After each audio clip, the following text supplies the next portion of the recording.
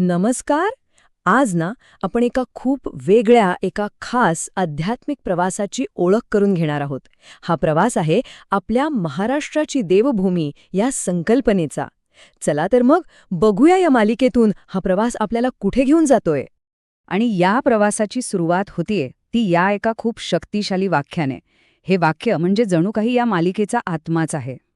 यात काय म्हटलंय की महाराष्ट्र म्हणजे फक्त एक भौगोलिक प्रदेश नाहीये, तर ती एक देवभूमी आहे. आणि हाच विचार या संपूर्ण मालिकेचा मूळ पाया आहे. तर आपला हा पहिला विभाग म्हणजे एका प्रवासाचं आमंत्रण. हो, हे फक्त काहीतरी पाहण्यापुरतं नाहीये, तर काहीतरी खोलवर अनुभवण्याचं, एका नव्या यात्रेला सोबत निघण्याचं हे आमंत्रण आहे. आता या सगळ्या प्रवासाचा केंद्रबिंदू काय, तर तो आहे देवभूमी हा शब्द. पण देवभूमी म्हणजे नेमकं काय, नाही का? तर ही अशी भूमी आहे जी श्रद्धा, भक्ती, इतिहास आणि संस्कृती या सगळ्यांनी अक्षरशः नटलेली आहे. आणि हे जे चार पैलू आहेत ना, ते आपल्या महाराष्ट्राच्या कानाकोपऱ्यात कसे विणले गेलेत, हेच आपल्याला यातून समजून घ्यायचंय. मग हा प्रवास नक्की आहे तरी काय, म्हणजे या मालिकेतून आपल्याला काय मिळणार आहे? चला, पुढच्या भागात जाऊन या प्रवासाचं स्वरूप आणखी स्पष्टपणे जाणून घेऊया. या मालिकेचा मूळ उद्देश अगदी सरळ आणि स्पष्ट आहे. दररोज महाराष्ट्रातल्या एका प्रसिद्ध, प्राचीन आणि अद्भुत मंदिराला भेट देणं. जरा विचार करा, रोज एका नव्या देवस्थानाचं दर्शन, तेही घरबसल्या.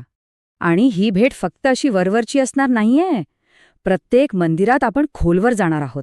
तिथला इतिहास, त्याच्याशी जोडलेल्या पौराणिक कथा, तिथल्या खास परंपरा आणि त्या देवतेची महती, या सगळ्या गोष्टी एक एक करून समोर उलगडल्या जातील. आता येतोय या मालिकेचा सगळ्यात महत्त्वाचा आणि आकर्षक भाग. एक दिवस, एक अनुभूती. हे फक्त माहिती देण्यापुरतं नाही, तर प्रत्येक दिवशी एक वेगळा, एक खास अनुभव देण्याचं हे वचन आहे. बरं, मग हा अनुभव घ्यायचा कधी? तर त्यासाठी एक अगदी ठरलेली वेळ आहे, जसं काही एखादं व्रतच. दररोज सकाळी बरोबर 9 वाजता. ही जी निश्चित वेळ आहे ना, ती दिवसाची सुरुवात एका सकारात्मक सवयीने करायला नक्कीच मदत करेल. आणि या सगळ्या कल्पनेचं सार या एका वाक्यात दडलेलं आहे. एक दिवस, एक मंदिर, एक श्रद्धेची अनुभूती. हेच या मालिकेचं घोषवाक्य आहे, जे तिचं ध्येय अगदी स्पष्ट करतं. प्रत्येक दिवस एका नवीन मंदिरासोबत, एका नवीन श्रद्धेच्या अनुभवासोबत जोडला जाईल.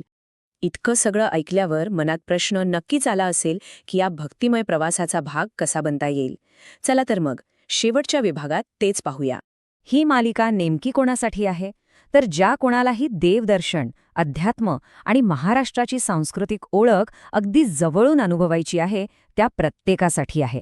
यासाठी वयाचं बंधन नाही, जागेचं बंधन नाही, काहीच नाही. आणि यात सामील होणं, अगदी सोपं आहे. फक्त 2 गोष्टी करायच्या आहेत. पहिलं म्हणजे या मालिकेला फॉलो किंवा सबस्क्राईब करायचं. आणि दुसरं, बस या भक्तिमय प्रवासाचे सहप्रवासी बनायचं. तर ही होती महाराष्ट्राची देवभूमी या आपल्या नव्या मालिकेची ओळख. एक असा प्रयत्न जो तंत्रज्ञानाच्या माध्यमातून श्रद्धा आणि संस्कृतीला जोडतोय. जाता जाता एक विचार करण्यासारखा प्रश्न सोडून जातो. आपला हा जो समृद्ध सांस्कृतिक वारसा आहे, तो जपण्यासाठी आणि पुढच्या पिढीपर्यंत पोहोचवण्यासाठी असे आधुनिक प्रयत्न आजच्या काळात खरंच किती महत्त्वाचे आहेत? विचार नक्की करा.